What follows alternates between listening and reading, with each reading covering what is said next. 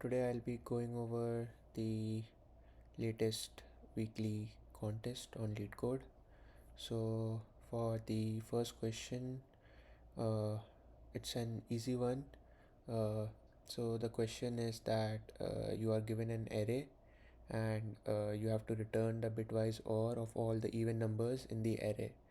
So just a basic approach for this, I iterate over all the elements uh, in the num and check if it's even. If it's even, just append or that with our answer. So we'll initialize our answer with 0 and we'll or our current number if that number is even and return the uh, bit bit or total output. So yeah, this is an easy one. Let's move on to the next one. Okay. So for the second question, we are given an array of length n and we are also given a parameter k. Now we have to choose exactly k non-empty subarrays of nums. So subarrays may overlap and the exact same array can be chosen more than once. So this is like one of the main things to notice in this question, that we can choose a same array more than once. Then the next thing that is given to us is that the value of the subarray is defined as maximum of that subarray minus minimum of that subarray. Uh, so now the total value will be the sum of all the chosen subarrays. So we have to return the maximum total values we can achieve. So in all, we have to choose k non-empty subarrays which could be overlapping and return the aggregate or the sum of all these values. So now we are given over here that the subarrays may overlap, right? So a basic approach could be that all the time we can take the subarray which starts at 0 and ends at the end of that array.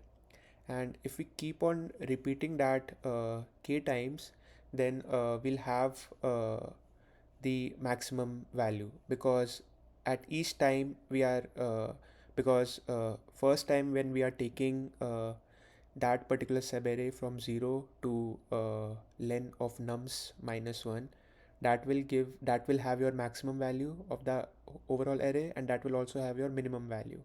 So and the maximum minus minimum would be maximized in that particular scenario, and if we keep on repeating that k number of times, that will be your answer. So yeah, this is also an easy question. uh, let's move on to the next question.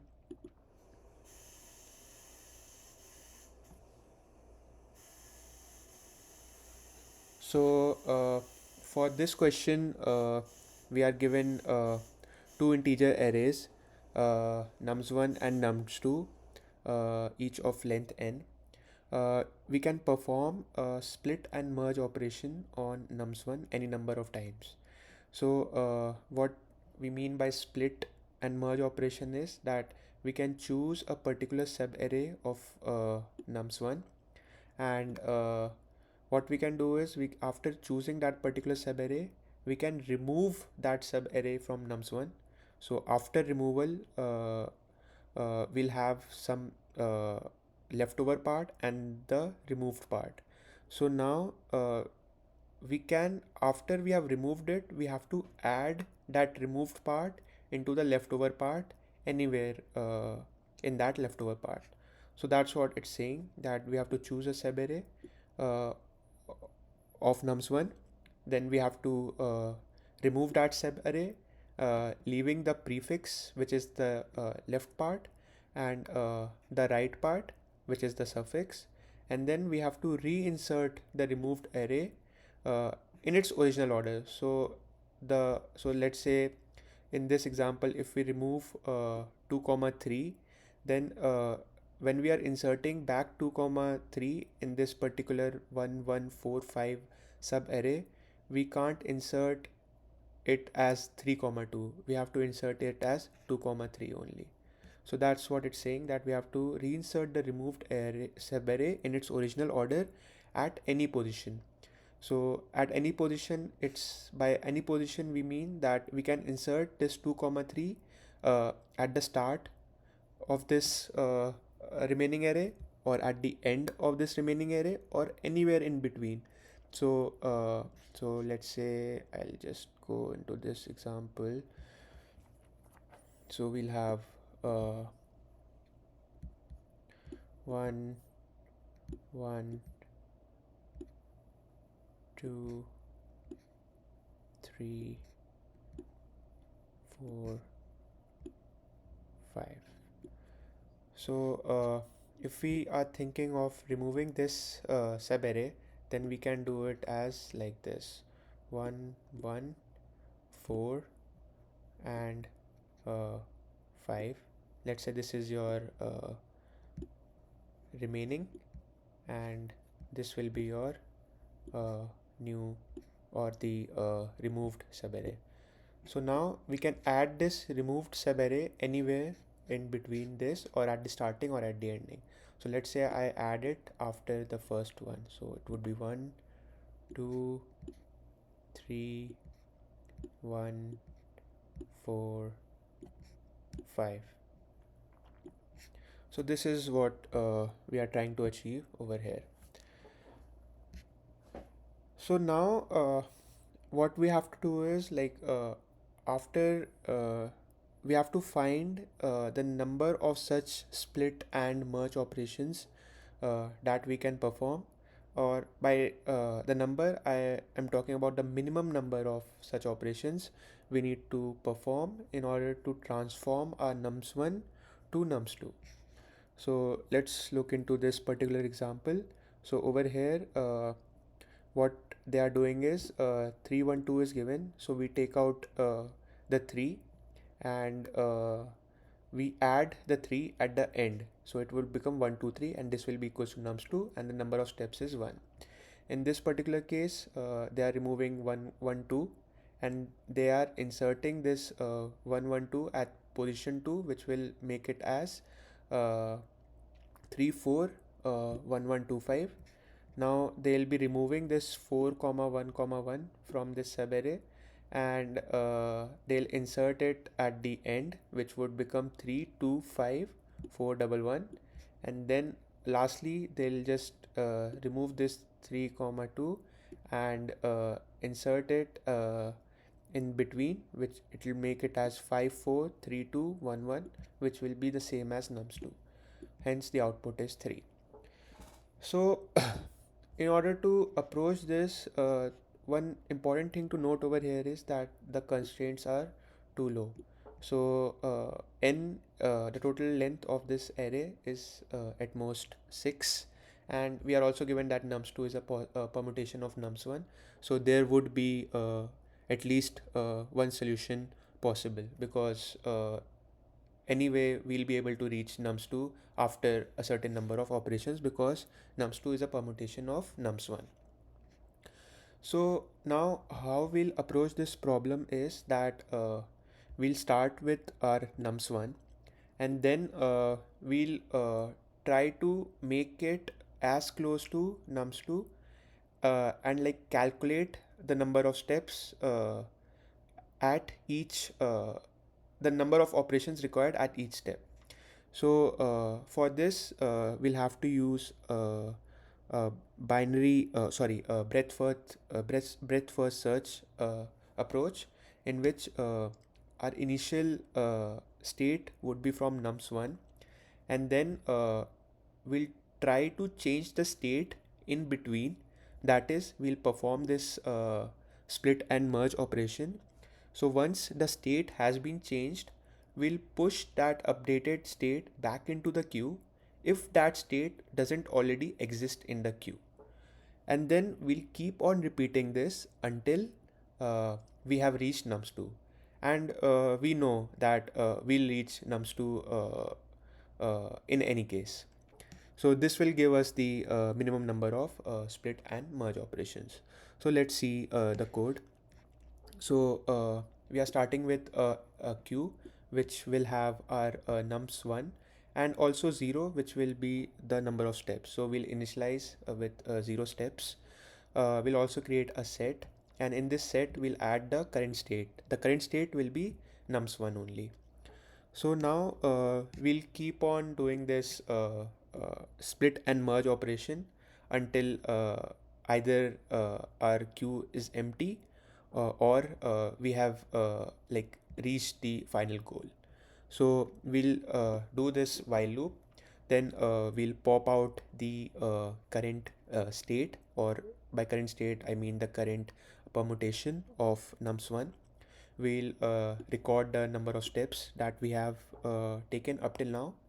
Then our if we see that the current state is equals to your final state, which is nums2, we'll return the steps. Otherwise, now we have to do the split and merge operations. So in order to do the split and merge operation, we have to choose two indices, left and right indices. So for both of those left and right indices, the subarray L to R will be your removed subarray, and the remaining would be your remaining subarray. So that's what we are doing over here. So we are taking iterating once for left and second time iterating once for R. Then we create our temp1, which will be your leftover subarray, and we create temp2, which is your removed subarray. So now once we have both of these subarray, we have to insert this removed subarray back into our left subarray in any position. So that's where we are iterating again over our leftover subarray temp1, and for each of those available positions, we'll insert the temp2 back into temp1 to create our new state, which will be temp3. And we are just creating a tuple so that we can store and compare in set. And then we check if this new state is not in our queue, then we can safely add that into our set as well as our queue. And also you'll notice that we have increased the number of steps by one by the with respect to our parent state. So after the iteration, it is sure that it will reach sometime at this particular if clause and return you the number of steps. So yeah, this was a pretty good question. Let's move on to the next one.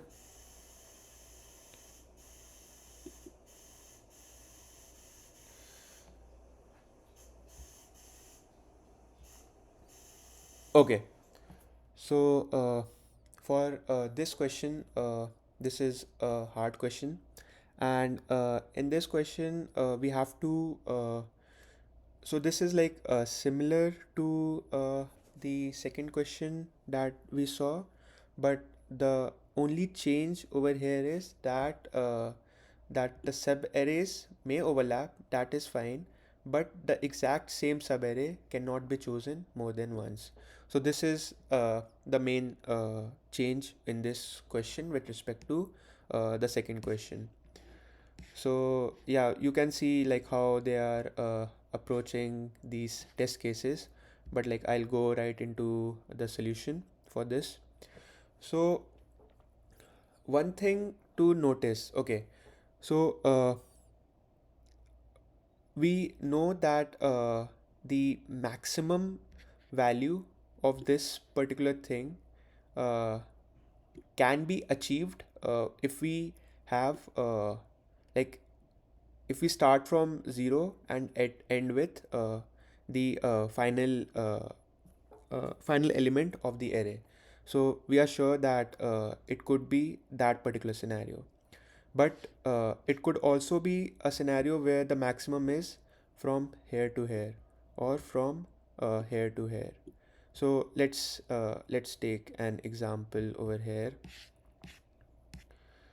So let's say we have 4, and we have some values in between. Then we have a 1, and then we have a 0. Okay, so in this particular example, okay, we can see that the maximum value is uh, like the start and the end. Okay, and now let's take another scenario where the 4 is here, and 0 is here, but your 1 is here. So now in this case, when we take like this, that is starting at 0 and ending at n minus 1. So this is also your maximum scenario, right? But if we move our right pointer to left, let's say, then also we'll get the maximum value of maximum minus minimum. So in this first scenario, where we were taking 4, where we were taking 0 as the start and n minus 1 as the end, the value was maximum was 4, minimum was 0, so total is max minus min, which is equals to 4.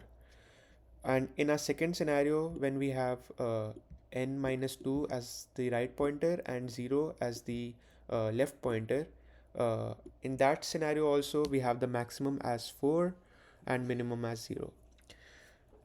But in this particular case, if we see like this, but if we move over here, let's say like this, in this scenario, if we move our right pointer, we'll see that the value will change from 4 to 3, because it was 4 minus 0, but in the next case it will be 4 minus 1. So what we are noticing over here is, as we move our right pointer towards the left, the value of our subarray, so by value I mean the maximum minus minimum of that subarray, so the value of that subarray is either remaining constant, which was this particular scenario, or it decreases, which is this particular scenario. So now we have a pretty good thing in our arsenal. We know one thing, that the value of sub array L2R, so let's write it down. So I mean, so the value of L2R,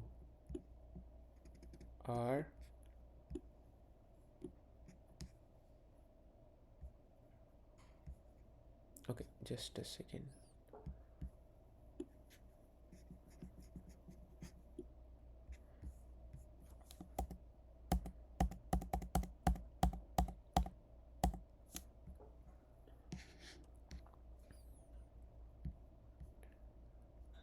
Yeah, so the value of L2R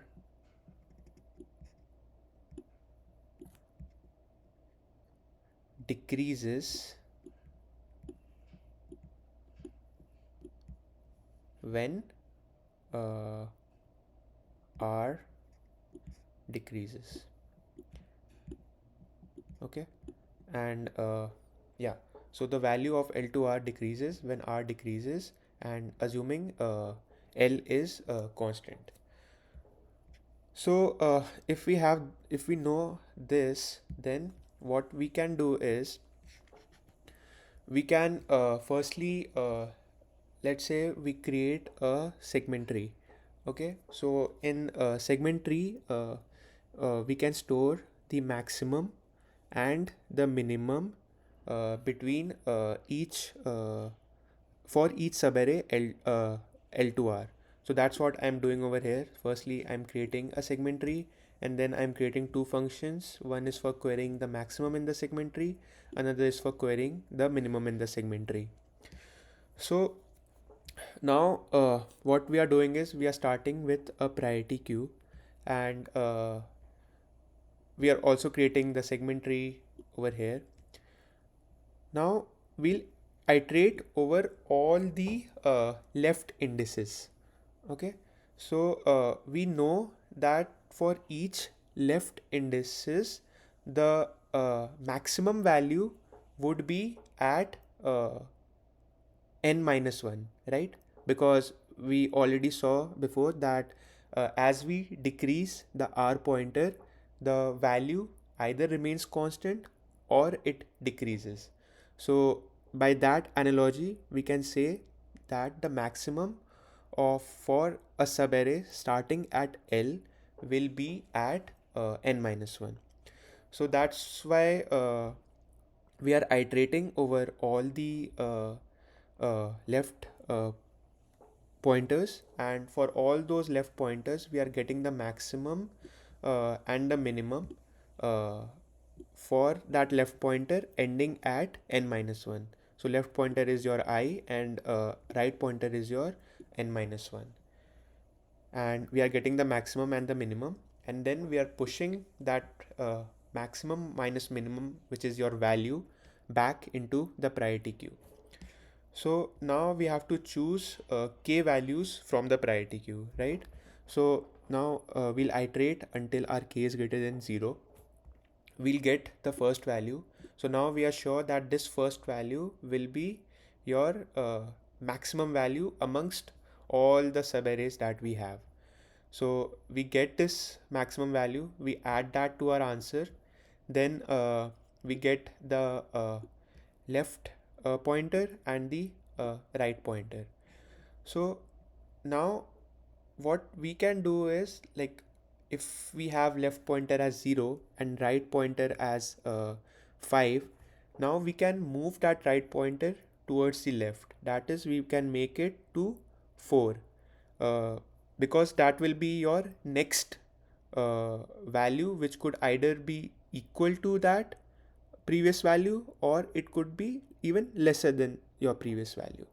So that's what we are doing over here. We are checking if your uh, if the right pointer, if by decreasing the right pointer, if it's like still greater than or equals to your left pointer, then we can safely push the new values into the priority queue. So by what I mean by new values is the new maximum one, which is the maximum of the subarray from L to r minus 1, and the new minimum one, which will be the minimum of the subarray starting from L to ending till r minus 1. And we'll push this new value into the heap, and we'll decrement our k, and this will keep on happening until your k is greater than 0, and it will return back your answer. So yeah, I think that's pretty much it for this particular contest. Let me know in comments if you have still have any doubts in any of these questions, and I'll be happy to resolve your issues. Thank you.